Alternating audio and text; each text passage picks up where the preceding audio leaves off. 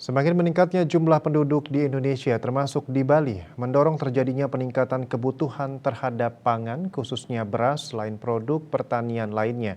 Di sisi lain, pengelolaan pertanian di tingkat petani hampir tidak menunjukkan perubahan yang signifikan terhadap peningkatan produktivitas dan kualitas produk pangan yang dihasilkannya. Akademisi Profesor Gede Sedana mengatakan terdapat berbagai faktor penyebab kondisi tersebut, baik yang sifatnya internal masyarakat petani maupun eksternal. Berbagai kajian telah dilakukan untuk mengidentifikasi dan menginventarisasi faktor-faktor dimaksud, seperti relatif terbatasnya penguasaan lahan pertanian, lemahnya akses petani terhadap ilmu pengetahuan dan teknologi, keterbatasan keterampilan dalam aspek teknis budidaya pertanian dan agribisnis, kebijakan pemerintah yang belum maksimal memberikan kenaikan pendapatan pada petani, serta faktor-faktor lainnya. Peningkatan permintaan atau kebutuhan terhadap pangan yang terus meningkat harus diantisipasi oleh semua pihak agar tidak menjadi situasi bermasalah terhadap pangan di Bali. Apalagi sejak beberapa tahun belakangan ini, Presiden Jokowi sering mengungkapkan bahwa pada 2023 akan terjadi krisis pangan dan energi baik di tingkat global maupun nasional.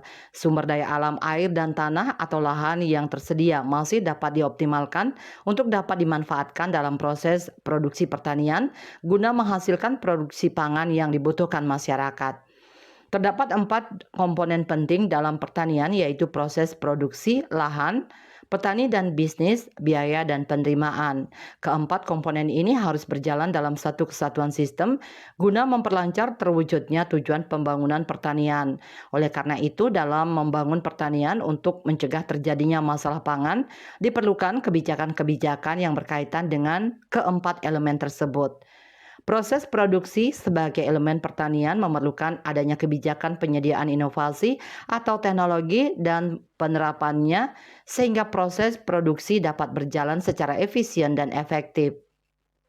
Inovasi atau teknologi yang dimaksudkan adalah penyediaan benih atau bibit yang unggul, tahan hama dan penyakit, tahan kekeringan, produktivitas tinggi dan berkualitas, good agriculture practice yang mencakup teknik irigasi, penanaman, pemeliharaan termasuk pemupukan, penyiangan, pengendalian hama dan penyakit. Melalui proses produksi ini, para petani diharapkan dapat semakin meningkatkan produktivitasnya dan sekaligus kualitas produknya.